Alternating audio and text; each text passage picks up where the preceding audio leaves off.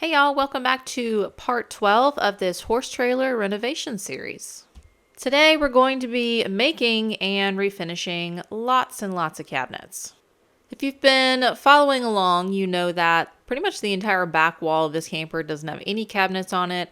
I actually had to take out the cabinets that was on the uppers where the dinette was originally because they were so rotten, and so I couldn't salvage those at all. This one that I'm working on right now is actually the cabinet that sits on that back wall directly on top of the gooseneck area, and so you'll see a little bit more of where this goes once I finish it.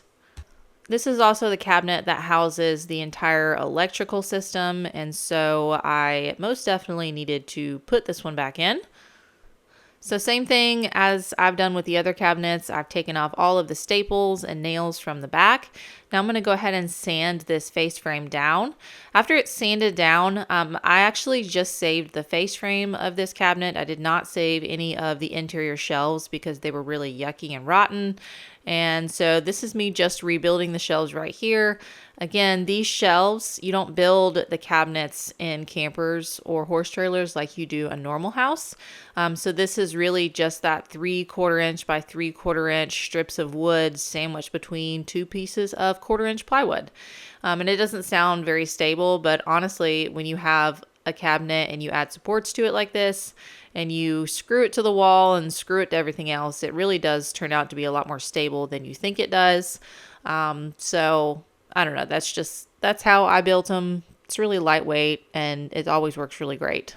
And I'm sure you're probably asking yourself, well, Heather, didn't you just tell me in the last episode that you don't like to use those sometimes because they're flimsy and that's why you use the 1/2 inch plywood for the shelves? And you would be correct. I did tell you that. But when they're small like this, it doesn't really matter. And if you have a really big cabinet, the bottom of the cabinet, there's really no way to get around it because you still are going to have to screw something into the back of the wall for support. And you'll see how I build that when I get to the bigger cabinet. As you can see, this cabinet's starting to take its shape. This is the side of the cabinet right here, and then you have the two shelves right there. So I'm really just adding supports for this to every single side, and it's eventually going to come out looking like a giant box, which is exactly what I want. So now I've got both sides on, you can see, and I'm going to go ahead and add the shelf part to it, and I'm just making sure that this fits. I am going to go ahead and put this in before I put the actual cabinet in itself because there won't be a really good way to get it in otherwise because the holes for this is kind of small. So that's why I'll just go ahead and attach it and put it in because there's no reason not to. And if you remember last time I was talking about notching out the 3/4 inch by 3/4 inch supports right there. And so that's what I did. So it fits nice and evenly. And as you see, we have a shelf. Yay, first shelf. Also, I don't know why my camera angle is so low. Sorry about that. Okay, so this is the top part to it, and I'm adding those 3/4 inch supports. That way that part can screw directly into the ceiling of the camper, and then I'm going to do the same thing right here. I just marked it, cut it. This is the bottom part where the electrical box is. So I will end up making a separate face for this because I guess I could have rebuilt this, but I wasn't thinking about it when I originally started rebuilding this, but the electrical doesn't fit directly in there. So you see I kind of made a little like plywood face right there that it'll sit in. I am right here making some supports for the electrical box to actually screw into. I don't know why there wasn't anything in there before or how it was even being held on. That doesn't really make much sense to me. But it definitely needed some actual support to screw into, so that's why I'm just adding these. All right, so now that it's all together and it actually looks like a cabinet, I am going to go ahead and put it in and test fit it. Actually, first I have to drill a hole right here. There's the thermostat. Actually, there's a hole on both sides. So one side houses the thermostat. The other side right here, it actually has an outlet, I believe, and the cutoff switch for the 12-volt power, which seems like a weird spot to have a cutoff switch because usually they are by the batteries themselves. So you don't have to walk in the trailer. But anyway, I wasn't fixing to move that just because it was inside on the other side. You think they would have at least put it to where you could just walk in and flip it instead of having to get up on the gooseneck, but it's okay. This is why I should have been an engineer. I said that last time. Anyway, so this was actually a really tight fit. Full disclosure, I did end up having to go back and cut this probably 3/4 inches shorter on the bottom. No, I did it on the top. 3/4 inches shorter on the top because I did not take into account when using the original face frame that I added a little less than 1/2 inch of space on the ceiling, because you remember I replaced the ceiling panels and then I added the wood on top of that. And so the face frame was meant to fit the original height of the ceiling. So anyway, I did have to go readjust that, and then it wouldn't go back anymore because I was like, these wires are right here. That's kind of interesting. This was originally the power outlet that went to the light when you open the cabinet because they had lights in them. I was planning on putting something else here, but I can't remember what that was at the time. And so it was actually in the way. There's no way this cabinet would have gone back. And I was like, you know what? I don't really need to keep this. I'm not going to put any of these lights back in these cabinets because they were old and yucky anyway. And so I am just soldering them right here. And I'm going to tuck them back up into the ceiling. And when this cabinet scoots all the way back, it's actually going to cover up the hole that's in the ceiling right there. So I could have kept it and done something else with it, but this just seems like the best option to me, especially since I can just whip out my soldering gun and some heat shrink tubing and just shove the wires back up in there. All right, so now that that crisis is dealt with, I can pretty much make sure that everything is square, scoot it back in the spot that it's supposed to be. This is actually me here messing with that little face frame that I made for that electrical box that houses pretty much everything, all the breakers, all that fun stuff. And it was good in theory when I started working on it, but then there's not a good way to recess that box in the cabinet without taking off all of the wires from the breakers and the 12-volt system. And I really didn't want to have to do that. And so I was hoping if I kind of like cut one side and slid it around the box, then it would kind of make a backer to it to make it look nice, but then it ended up breaking. So all of this was for nothing. And I revisited it at the very end once this trailer was almost done. All right, so that cabinet is pretty much done. This right here is the trim that goes around the window.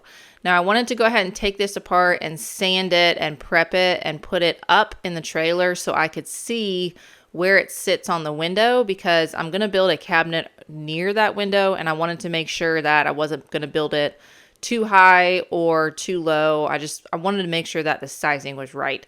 So there is a bunch of these that I don't know why they do it like this. It really drives me nuts, honestly. Horse trailers, instead of building out the entirety of the window and making them round and having a trim ring like campers do, they build them square or rectangle around the windows, and then they put these trim pieces on it instead of just building it outright the first time. And it makes no sense to me because there's such easy ways to get around that, and it really drives me nuts because these things are big and bulky, but it's literally the only way you can cover up the giant gap that's in the window is to put them back. So I am going to be reusing these, but I'm going to sand them down and stain them to the color that is everything else. This color is very close to what is in there already, but I still want it to be the same color and not slightly off, which is why I'm going to take it all apart. All right, so starting the sanding process, this is a very easy process here. I did hand sand some of the pieces there on the left because they kind of have some notches. And anyway, I bought a bunch of different sanding materials to sand all of this stuff to see what worked best. But in all reality, this little palm sander was what has saved the day. I think if I were to do this over again, I would have tried to, get it like laser sanded or some fancy method like that, because this was a lot of work sanding all of the face frames and all of the wood pieces in this trailer. All right, now that it's sanded, I'm going to go ahead and start reassembling. This is just some glue and some staples or some nails. I think maybe I use nails to just put it all back together, pretty much. Just making sure that everything is centered in the way that it was before. These are all just, it's kind of one giant rounded piece with a bunch of little trim pieces on it that sit in the notches of the window. Anyway, it's great, but it's also not. So you see, this is kind of how this looks. I'll move these wires to the side. It sits in that window channel just like that. And I'm going to go ahead and start building the cabinet above it right there. Now that I know that I have plenty of room here to just build it to the size that I want to. I'm actually going to bring it all the way down to this line at the top of the window, because then I can just screw my window treatments directly into that cabinet. So I got my measurements right here. It's going to be 12 inches deep by whatever that was. I'm going to go ahead and cut down some of that 5mm underlayment on my table saw. This is pretty much going to be sandwiched between those two pieces of 3/4 inch by 3/4 inch strips. And that is going to make the bottom base of the cabinet. And then I'm going to build a face frame out of pine board and attach that directly to the bottom piece of the cabinet. So that is essentially how I build my cabinets. If you want a more in-depth video on how I do all of that, I do have a video on my channel about how to build cabinets for RVs, horse trailers, food trucks, all that fun stuff. So now that I have that piece cut, I can go ahead and start assembling everything. You see I have my pieces of 3/4 inch underneath right there, and so I'm putting some wood glue on, and then I kind of just slide that piece of wood on top of it. I have all 4 of my pieces set under here. They're just not glued in. That way it kind of just stays up, and I slide one piece out at a time and put glue on it, and then slide the 3/4 inch piece back under, and kind of just keep repeating until I have all 4 sides completed. And I'll go ahead and do the same thing for the side pieces. Now I am going to be adding some middle supports to this cabinet. That's just because this is a lot of surface area to not have supports in the middle, if that makes sense. If I didn't add these supports, the bottom of this would sag so much. I actually have cabinets in my camper where there's no supports on a big cabinet like this, and it makes no sense. So anyway, it really does add a lot of structural integrity to it, a little bit of wood, and then attach them directly into the framing that's already there, and it's great. Now, you'll see me kind of struggle to get this in place. It's because I made it just a little bit too tight. I did measure correctly, but the issue here was that the wall to the left was not completely square, which is what kind of caused it to be a little bit tight. It still worked perfectly fine, and it straightens up after I put the other piece of wood on top of it. But you'll see there's going to be a little bit of a gap on the face frame on the left-hand side, and that is because, again, I didn't double check myself like I usually do, and I messed up, and it's off about like 3/8 of an inch. Not a big deal. It really bothers me when I see things like that, because I like things to fit perfectly. But it's one of those things where it's a pick your battles moment, because I would either have to take everything off and redo the entire wall, or live with the 3/8 of an inch off. And that was not a battle I was willing to fight. All right, so this is me just making sure that everything is square. That way I don't make this same mistake again. And then I can go ahead and screw this bottom piece directly into the wall and into the cabinet, and also into that wall on the left as well. And just a quick little note, I'm sure some of you are probably wondering how I know where the framing is in the camper or in the trailer, and that is because you're automatically going to have some type of framing on any corner you have. And then that one strip that's in the middle right there that you see, there's a support right there, because that's where 2 panels meet. And then obviously I know where it is joining into my cabinet. Now that that's all screwed in, I'm going to go ahead and put these wires in. I just drilled a small hole through my framing. This is actually wiring for a light. So I want to go ahead and make sure that I have all of that in place where it's supposed to be before I start putting anything else together. Now that that bottom piece is made, I am going to start working on the face frame. This is just some pine board. This is just some common pine. I bought it at, I think I bought it at Home Depot, actually, this specific piece. I bought in the reject pile. It was a huge piece of pine. It had like one like crack on the bottom that I cut off and didn't need anyway. So always check that pile if they have the scrap pile, because sometimes there's some really good wood in there, and that piece of wood is like $50. So I was like, yep, I'll take that for like $2. That's how much I paid for it. Anyway, I try to pick pieces that don't have a lot of holes or knots in them because they don't look as good with face frames. This one especially, since I will be staining it and not painting it. If you're going to paint it, it doesn't matter as much because you can fill in the holes and stuff. But if you're going to be staining it, you need to make sure that it looks pretty good. And it's nice and straight, because sometimes those boards can kind of warp, and that will throw off how your face frame lines up. So just look for the good boards. And as you can see, I'm using my pocket hole jig to drill some pocket holes into my supports here, or into my sides. I prefer to line mine up like this with my long pieces on top.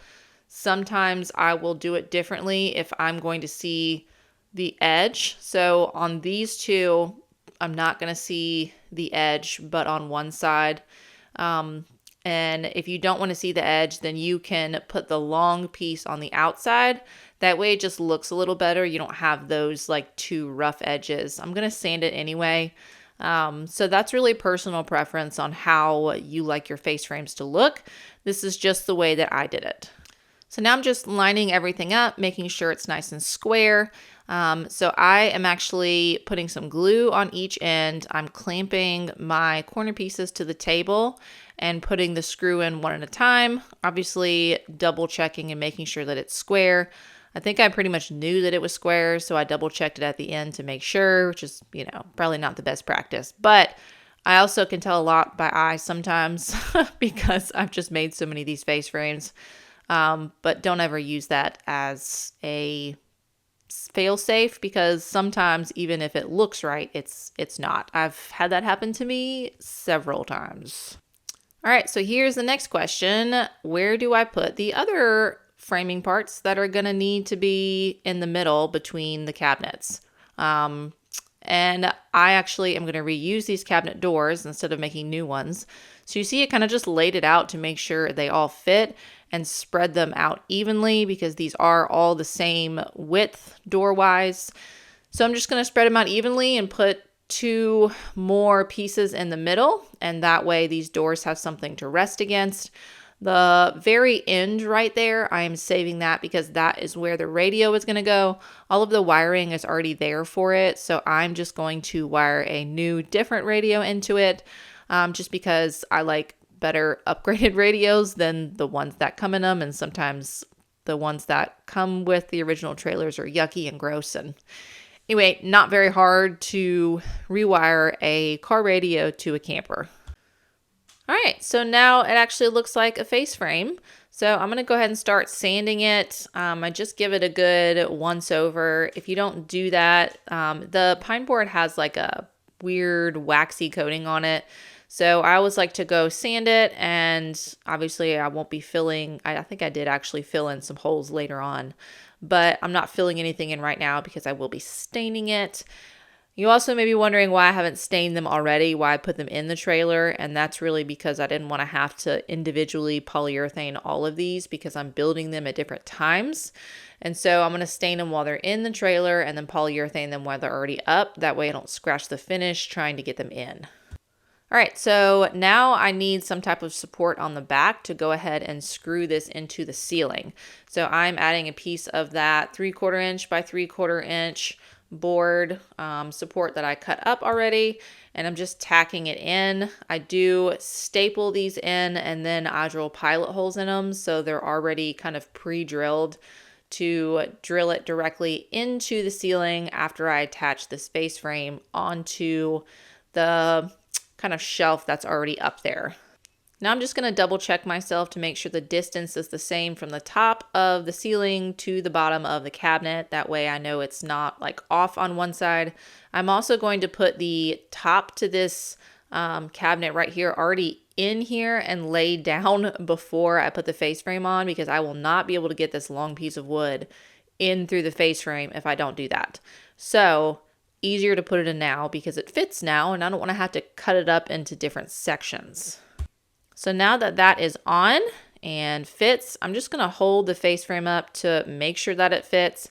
It does, but I also wanted to go ahead and put the radio in before I nail this thing up there, because it's a lot easier to work on this face frame on the ground or in my shop than it is like up in the air. So I am building a little frame that goes around the back side of this face frame, and then I'm going to put another piece of wood from the other side in, and you'll see in just a second. I made that, and then this is the piece that the radio is going to go on, and it just fits perfectly inside of it.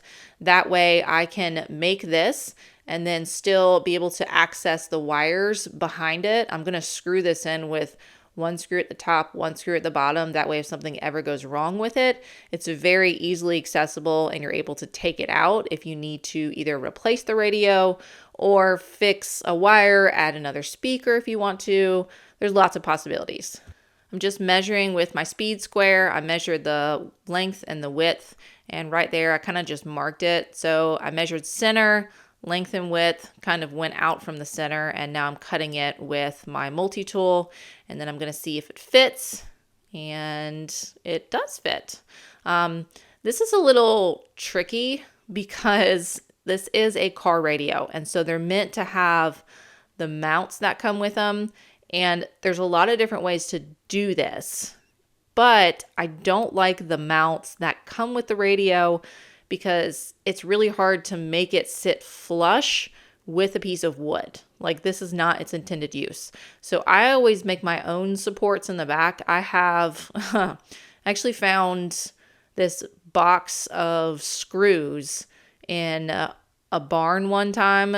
And anyway, it's a long story. If anybody knows me, they know that I collect like nuts and bolts and screws because I may need them one day. And you know what? The entire box that I took from that old barn is exactly the screws that I need to be able to screw into the radios that I put into campers.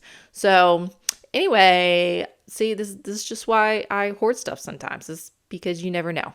So I just drilled some holes in that piece of wood, and the screw goes directly into the wood and into the radio, and that's how the radio is held up. It's pretty simple, actually. And as you can see, it looks fantastic. Everything is square and wonderful. And now I'm going to start screwing it in, obviously making sure that it's square. But this is a catch-22, because if the ceiling isn't square, then this cabinet's not going to be square. So there's that. And if the wall is not square, then how do you know what else is square? So square is actually relative sometimes when it comes to trailers. It's really hard to get something square if you don't have a good vantage point. But anyway, that's why I really like to measure instead of just using a speed square sometimes. All right, so now that it's all in, you can see that one piece, I haven't tacked it down yet, but it never would have fit in, which is why I put it in beforehand.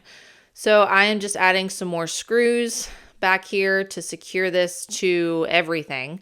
And right now this face frame is only attached using screws at the ceiling. I'm also going to put screws to the left wall right there and the right cabinets.